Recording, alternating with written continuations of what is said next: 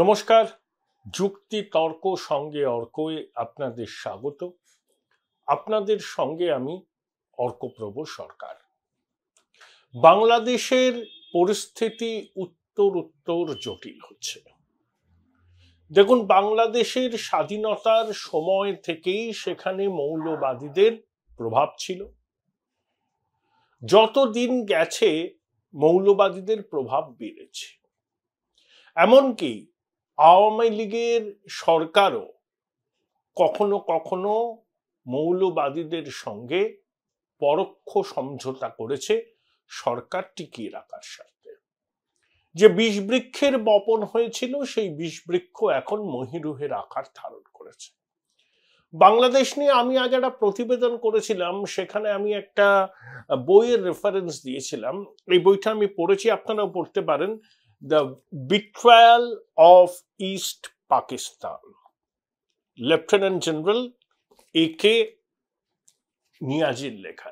যে নিয়াজি পাকিস্তানের ইস্টার্ন কমান্ডে সর্বাধিনায়ক ছিলেন ৭১ মুক্তিযুদ্ধের সময়। ৩২০ পাতার এই বইটির ছত্রে ছত্রে নিয়াজি দাবি করেছেন যে পূর্ব পাকিস্তানের রণভূমিতে পাকিস্তান সেনাবাহিনীর পরাজয় চেয়েছিল রাওয়ালপিন্ডি, ইসলামাবাদ। তিনি লারকানা কনস্পিরেসির কথা বলেছেন। লারকানা হচ্ছে ভুট্টোদের আদিবাড়ি। ৭০ সালে সাধারণ নির্বাচনে পূর্ব পাকিস্তানে আওয়ামী লীগ নিরঙ্কুশ সংখ্যাগরিষ্ঠতা পায় এবং পাকিস্তানের ন্যাশনাল অ্যাসেম্বলিতে সংখ্যাগরিষ্ঠ দল হিসাবে আওয়ামী লীগ উঠে আসে। তাহলে মুজিবকে রাষ্ট্রপতি করা উচিত ছিল, কিন্তু ইয়াহিয়া রাষ্ট্রপতি পদ ছাড়তে রাজি নন এবং ভুট্টো তখন প্রাইম মিনিস্টার ছিলেন, লিডার অব দ্য অপোজিশন হতে রাজি নয়। সেই জন্যই তাকে সেখানে লারকানা কনস্পিরেসি করা হয়, ন্যাশনাল অ্যাসেম্বলির অধিবেশন ডাকা হয় না, মুজিবকে জেলবন্দি করা হয়, MH প্ল্যান কার্যকর করার চেষ্টা হয়, পাকিস্তানের তল্পিবাহক আমলারা ঢাকাতে অ্যাসেম্বলি অধিবেশন যাতে রাজনৈতিক নেতারা যোগ না দেন সেজন্য বারবার অনুরোধ করেন, মিলিটারি শক্তি বৃদ্ধি করা হয় এবং বলা হয় পূর্ব পাকিস্তান হচ্ছে ইন্টারন্যাশনাল গ্রাউন্ড ফর ইন্ট্রিগ। এবং জেনারেল নিয়াজি দাবি করেছেন যে যখন দেখা গেল যে পূর্ব পাকিস্তানকে পাকিস্তানের মধ্যে রাখতে গেলে আওয়ামী লীগকে অনেক ক্ষমতা ছাড়তে হবে, তখন পরিকল্পিতভাবে পাকিস্তানের অঙ্গহানির সিদ্ধান্ত নিয়েছিল পশ্চিম পাকিস্তানের রাজনৈতিক এবং সেনার নেতারা। এটা ওনার দাবি। সেখানে তিনি রাজাকারদের কথা বলেছেন। রাজাকার আরবি শব্দ, তার মানে হচ্ছে স্বেচ্ছাসেবক, কিন্তু সেই রাজাকারদের ভূমিকা ৭১ মুক্তিযুদ্ধে কি ছিল আমরা জানি। আমি এই কথাটা বললাম কেন জানেন? যে বাংলাদেশের জন্মলগ্নের সঙ্গেই সন্দেহ, অবিশ্বাস, ষড়যন্ত্র সবকিছু জড়িয়েছিল। General Niazi prisoners of war হিসাবে ১৮ মাস ছিলেন বা ২৬ মাস ছিলেন ভারতবর্ষে। পাকিস্তানের সেনা শাসকরা মানে রাওয়ালপিন্ডি গ্যারিসন টাউন রাওয়ালপিন্ডির কর্তারা কোনোদিন নিয়াজিকে তার প্রাপ্য সম্মান দেননি বলে তিনি অভিযোগ করেছেন এবং তিনি পাকিস্তানের অঙ্গহানির পিছনে পশ্চিম পাকিস্তানের শাসক কুলের ষড়যন্ত্রকেই দেখেছেন। তাহলে ষড়যন্ত্র, রক্তপাত বাংলাদেশের জন্মলগ্নের সঙ্গে অবিচ্ছেদ্যভাবে যুক্ত। ৫৪ বছর হতে চলল, এখনো সেই ষড়যন্ত্র, রক্তপাত বন্ধ হয়নি। মুজিবের সপরিবারে হত্যা, তারপরে কার্যত অতি দক্ষিণপন্থী দলের হাতে চলে যাওয়া, বাংলাদেশ ন্যাশনাল বিএনপির তৈরি, তার বেড়ে ওঠা, মৌলবাদী জামাতের বারবারন্ত, গণতন্ত্র বলে তখন কিছু ছিল না। তারপরে শেখ হাসিনা ৯৬ সালে ক্ষমতায় আসলেন, আবার ২০০৮ থেকে টানা এখন ক্ষমতায়, টানা ২১ বছর প্রধানমন্ত্রী। এখন বাংলাদেশে যেটা চলছে সেটা শেখ হাসিনার আওয়ামী লীগ সরকারের উচ্ছেদ করার জন্য পথে নেমেছেন। হ্যাঁ, সাধারণ মানুষ নেমেছেন, অস্বীকার করার উপায় নেই। তাদেরকে মদদ দিচ্ছে বিএনপি এবং সত্য নিষিদ্ধ হওয়া জামাতে ইসলামী। ছাত্র সমাজ আছে, কিন্তু ছাত্র সমাজ যে কোটা সংস্কারের আন্দোলন করেছিল সেটা তো সফল। একসময় বাংলাদেশে 56% কোটা ছিল, আর মুক্তিযোদ্ধাদের সংরক্ষণ এখন 7% দাঁড়িয়েছে। তাহলে কোটা সংস্কারের দাবিতে যে আন্দোলন বাংলাদেশের ছাত্র সমাজ করেছিল সেই দাবি তো পূরণ হয়েছে। এখন তাদের কি দাবি? যারা ছাত্রদের উপর গুলি চালিয়েছে সেই পুলিশ এবং আধা সামরিক বাহিনীর কর্তাদের বিরুদ্ধে শাস্তিমূলক ব্যবস্থা এবং সমস্ত মামলা প্রত্যাহার করে নেওয়া, এই দাবি তারা জানাতেই পারেন। কিন্তু এখন সেটা কনভার্ট হয়ে গেছে হাসিনা হাটাও বাংলাদেশ বাঁচাও। কিছুদিন আগে একটা স্লোগান উঠেছিল না, ভারত যাদের মামা বাড়ি বাংলা ছাড়ো তাড়াতাড়ি।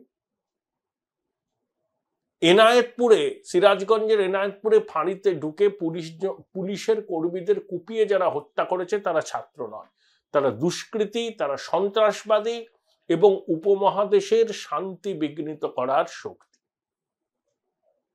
দেখুন, বাংলাদেশে ভারত বিরোধী মনোভাব অনেকদিন ধরে তৈরি হচ্ছে। যে বাংলাদেশের স্বাধীনতার পিছনে ভারতের ভূমিকা ছিল সেই ভূমিকাকে কার্যত অস্বীকার করা হয়েছে। ভারত কিন্তু বাংলাদেশ স্বাধীনতার পরে সেখানে কোনো সেনা ছাউনি করে রাখেনি। মুজিবকে বলতেও হয়নি ইন্দিরাজিকে যে আপনি সেনা প্রত্যাহার করুন, সেনা এমনি প্রত্যাহার করে দেওয়া হয়েছে। তাহলে কোনো স্যাটেলাইট স্টেট হিসাবেও বাংলাদেশকে রাখেনি। 4200 কিলোমিটার দীর্ঘ ভারত বাংলাদেশ বর্ডার, কত কিছু রপ্তানি হয় ভারত থেকে, যেগুলো ভারত থেকে রপ্তানি না হলে বাংলাদেশের মানুষের অসুবিধা। কিন্তু ওয়ার্ল্ড কাপ ফাইনালে ভারত হারলে পরে বাংলাদেশে উচ্ছ্বাস জানানো হয় এবং শেখ হাসিনার সরকারকে বাংলাদেশের পুতুল, এই ভারতের পুতুল সরকার বলা হয়। প্রথম কথা দেখুন, বাংলাদেশে নির্বাচন গণতান্ত্রিক রীতিনীতি মেটে হয়নি বলেই বাংলাদেশের অনেক মানুষ মনে করেন। নির্বাচন যে অবাধ নিরপেক্ষ হয়নি সেটা অন্তত যারা পর্যবেক্ষক ছিলেন তারা মনে করেন। কিন্তু বাংলাদেশের অভ্যন্তরীণ বিষয়ে ভারতবর্ষ কি করতে পারে? এটাই বিএনপি জামাতের রাগ, যে বাংলাদেশের সাধারণ নির্বাচনকে কার্যত বৈধতা দিয়েছে ভারত। আমি বাংলাদেশে চাইব তো ভারতবাসী হিসাবে বাংলাদেশে শান্তি সুস্থিতি বজায় থাকুক, গণতান্ত্রিক পদ্ধতিতে নির্বাচিত সরকার হোক, সেখানকার মানুষ সেই সরকারকে নির্বাচিত করুক গণতান্ত্রিক প্রক্রিয়ায় অংশ নিয়ে। কিন্তু পুরোটাই বাংলাদেশের অভ্যন্তরীণ ব্যাপার, সেখানে ভারত কি করে নাক গলাবে? মোহাম্মদ ইউনুস, নোবেলজয়ী অর্থনীতিবিদ, দেখলাম একটা সাক্ষাৎকারে বলেছেন যে ভারত নীরব দর্শক হয়ে বসে থাকতে পারে না, তাদেরকেও ভূমিকা নিতে হবে। ভারত কি ভূমিকা নিতে পারে? বাংলাদেশের অভ্যন্তরীণ সমস্যায় ভারত হস্তক্ষেপ কি করে করে? আমরা অতীতে শ্রীলঙ্কায় পিসকিপিং ফোর্স পাঠিয়ে তার পরিণতি কি হয়েছিল জানি। আমরা চাই বাংলাদেশে গণতান্ত্রিক ধর্মনিরপেক্ষ সরকার থাক, যাতে বাংলাদেশের সব ধর্মের মানুষ ঠিকভাবে জীবন ধারণ করতে পারে। ইতিমধ্যেই বাংলাদেশের বিভিন্ন এলাকা থেকে হিন্দুদের উপর আক্রমণ, তাদের সম্পত্তি ভাঙচুরের ঘটনা ঘটছে। তাহলে জামাত বিএনপি যদি একবার ক্ষমতায় এসে যায়, অতীতের অভিজ্ঞতা কি বলে? সেখানে ভারত বিরোধী শক্তি বৃদ্ধি পাবে, বাংলাদেশের মাটিকে ভারত বিরোধী চক্রান্তে ব্যবহার করা হবে এবং বাংলাদেশের হিন্দু, বৌদ্ধ, খ্রিস্টান মানে সংখ্যালঘুরা বিপন্ন হবেন। এখন বাংলাদেশে হিন্দু জনসংখ্যা 8%, স্বাধীনতার সময় ছিল 23%। Join Indian Institute of Hotel Management now. Right choice, right decision. এখানে যারা ধর্মনিরপেক্ষতার বাণী আওড়ান না, তাদেরকে বলতে ইচ্ছে করে স্বাধীনতার সময় আমাদের দেশে ভারতবর্ষে মুসলমান জনসংখ্যা ছিল 14% একটু বেশি, এখন তা প্রায় 20% কাছাকাছি। অর্থাৎ মুসলিম জনসংখ্যা ভারতবর্ষে বেড়েছে আর বাংলাদেশে মুসলিম এই হিন্দু জনসংখ্যা কমেছে। পাকিস্তানের কথা নয়, ছেড়েই দিলাম। যারা ধর্মনিরপেক্ষতা বিপন্ন বলে আর্তনাদ করেন, তাদের দেখা উচিত বাংলাদেশে হিন্দুরা কি পরিস্থিতির মধ্যে বাস করেন। তারপরে যদি মৌলবাদী শক্তি একবার ক্ষমতায় এসে যায়, তাহলে সেখানে ধর্মীয় সংখ্যালঘুদের অবস্থা কি হবে আপনারা সহজেই আন্দাজ করতে পারেন। তাহলে ভারতের স্বার্থে বাংলাদেশে আওয়ামী লীগের সরকার থাকা উচিত, সেটা ভারতবর্ষ আশা করতে পারে। কিন্তু বাংলাদেশের মানুষই তো তাদের সরকার তৈরি করবে। তারা যদি মনে করে অন্য সরকার হবে, অন্য সরকার হবে। তবে একটা জিনিস ঠিক, বিএনপি জামাত ক্ষমতায় আসলেও ভারতের সঙ্গে প্রত্যক্ষ সংঘাতের রাস্তায় যাওয়া তাদের পক্ষে সম্ভব হবে না। কারণ বাংলাদেশে নির্বাচনের আগে বিএনপির একটা প্রতিনিধি দল নয়াদিল্লিতে এসেছিল, তারাও ভারতীয় নেতৃত্বের সঙ্গে কথা বলেছেন। আমরা প্রতিবেশী দেশের সঙ্গে ঝগড়া করতে পারবো না, প্রতিবেশীকে পরিবর্তন করতে পারবো না। আমাদের দেখতে হবে সেখানে যে সরকারই থাকুক না কেন, সেই সরকার যেন ভারতের স্বার্থ বিরোধী কোনো কাজ না করে। শেখ হাসিনার নেতৃত্বাধীন আওয়ামী লীগ সরকার ভারতের স্বার্থ বিরোধী কোনো কাজ করেনি, বরং বাংলাদেশের মাটিকে ব্যবহার করে ভারত বিরোধী জঙ্গি কার্যকলাপ বা উপমহাদেশের শান্তি সুস্থিতির বিরুদ্ধে কোনো জঙ্গি কার্যকলাপ যাতে না হয় সেটা নিশ্চিত করার চেষ্টা করেছে। এবং তিস্তা মহাপ্রকল্প, তার বরাতও ভারতকে দিয়েছেন শেখ হাসিনার সরকারের উপর চীনের চাপ আছে। চীন বাংলাদেশে পরিকাঠামো বিনিয়োগে বিপুল অর্থ বিনিয়োগ করতে চায়। এই যে তিস্তা মহাপ্রকল্প, সেটা চিকেন নেক করিডোরের থেকে 100 কিলোমিটার দূরে, তাহলে ওই 100 কিলোমিটার দূরে যদি চীনের প্রভাব বাড়ে সেটা ভারতবর্ষের পক্ষে বিপজ্জনক। শেখ হাসিনা চীন সফর থেকে দেশে ফিরে সাংবাদিক বৈঠকে জানিয়েছেন তিস্তা মহাপ্রকল্প রূপায়ণ কাজ ভারতই করবে। অর্থাৎ আওয়ামী লীগ সরকারের সঙ্গে নয়াদিল্লির সম্পর্ক মসৃণ। যদিও তিস্তার জল চুক্তি সম্পাদন হয়নি, 26 সালে গঙ্গা চুক্তির পুনর্নবীকরণের ব্যাপার আছে, সে নিয়েও বিতর্ক হচ্ছে, মমতা আপত্তি জানিয়েছেন। কিন্তু বাংলাদেশে বর্তমানে যা পরিস্থিতি, সেটা কিন্তু আমাদের উদ্বেগ বাড়াচ্ছে। এবং এটা শুধুমাত্র ছাত্রদের আন্দোলন নয়, এই আন্দোলনে বৈদেশিক শক্তির মদত আছে। সন্ত্রাসবাদীরা খুল্লা রাস্তায় নেমেছে, তার সঙ্গে প্রধান বিরোধী দল বিএনপির লোকজন আছে, জামাতের লোকজন আছে, আওয়ামী লীগও পাল্টা প্রতিরোধের রাস্তায় নেমেছে, তাই সংঘর্ষ বাড়ছে। ঢাকার অদূরে আওয়ামী লীগের 6 জন নেতাকে কুপিয়ে খুন করা হয়েছে।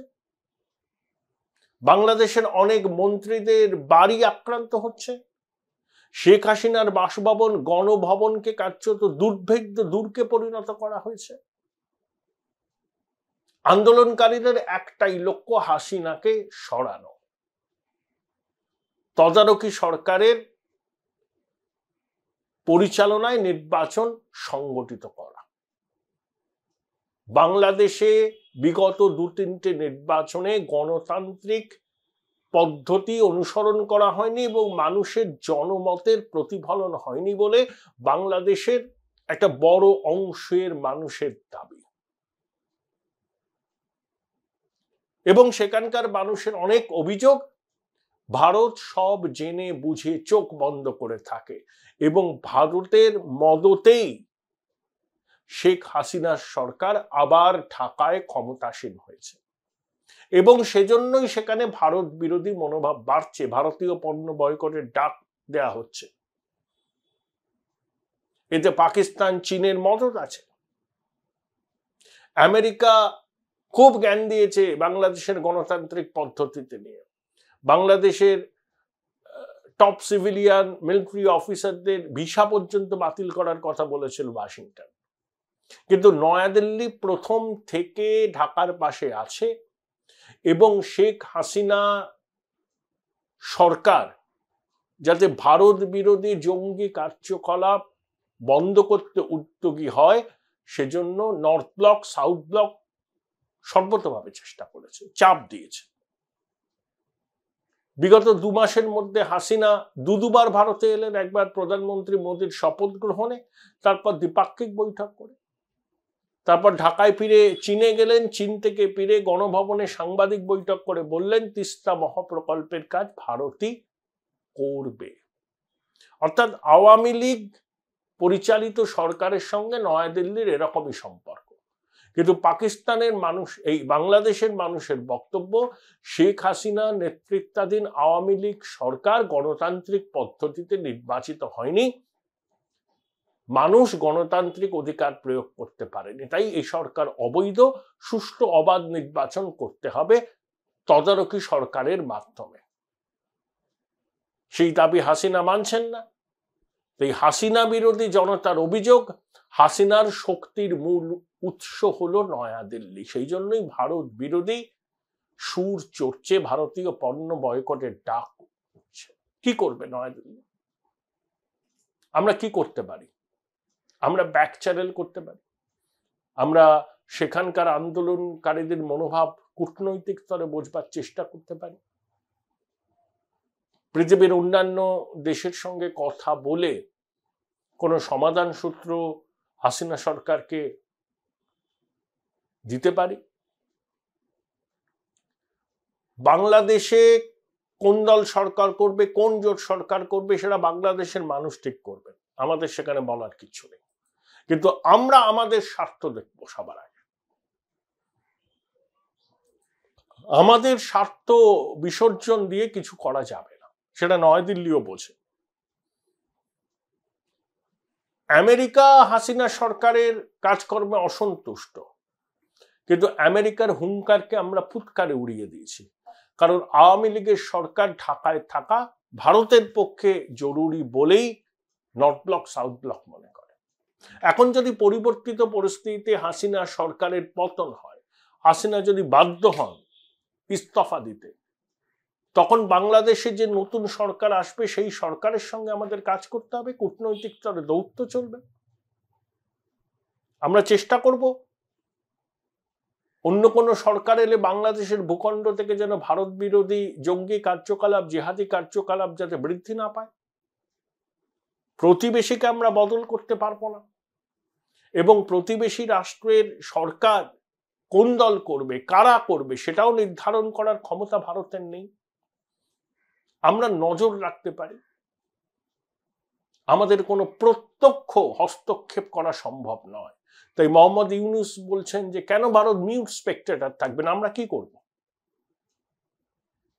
ইউনূসের সঙ্গে হাসিনার বিরোধ সর্বজন বিদিত। ইউনূসকে তিনি সুদখোর বলেন।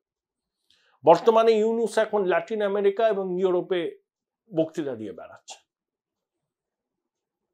আমাদের দেখতে হবে এবং বাংলাদেশে যে পরিস্থিতি হবে সেই পরিস্থিতির উপর আমাদের নীতি নির্ধারণ করতে হবে, এছাড়া আমাদের সামনে কোনো পথ নেই। এবং একটা জিনিস এনশিওর করতে হবে, যে ক্ষমতাসীন হোক বাংলাদেশে, বাংলাদেশের মাটি যেন ভারত বিরোধী কাজে ব্যবহার না করা হয়। ইতিমধ্যেই বাংলাদেশের জলপথ ব্যবহার করে ভারতবর্ষ উত্তর পূর্বে পণ্য পাঠাচ্ছে, রেল যোগাযোগ, বাস যোগাযোগ বৃদ্ধি পাচ্ছে। রংপুরে ভারতীয় দূতাবাসের একটা অফিস তৈরি হয়েছে। অর্থাৎ বাংলাদেশেরও ভারতকে দরকার, ভারতকেও বাংলাদেশ দরকার। সম্পর্কটা পরস্পরের পরিপূরক। পরিস্থিতির উপর আমাদের নজর রাখতে হবে। জ্বলছে বাংলাদেশ, কিন্তু এই আন্দোলন শুধু ছাত্রদের নয়। ছাত্ররা আছেন, তাদের দাবি কি? যারা ছাত্রদের উপর গুলি চালিয়েছিল সেই পুলিশ, আধা সামরিক বাহিনী, আওয়ামী লীগের গুন্ডাদের শাস্তি দেওয়া এবং সমস্ত মামলা প্রত্যাহার করা। কিন্তু ছাত্ররা এনায়েতপুরে পুলিশ ফাঁড়িতে গিয়ে পুলিশ কর্মীদের কচুকাটা করবেন না। তারা ছাত্র নন, তারা সন্ত্রাসবাদী গুন্ডা। তারা পরিকল্পিতভাবে বাংলাদেশে আগুন জ্বালাচ্ছে। এবং শেখ হাসিনা সরকারও যে গণতন্ত্রের উৎসবকে সঠিকভাবে পরিচালনা করতে পারেননি, বাংলাদেশের জনতার এই বিক্ষোভ সেটাই প্রমাণ করে। আমাদের পরিস্থিতির উপর নজর রাখা ছাড়া আর কোনো উপায়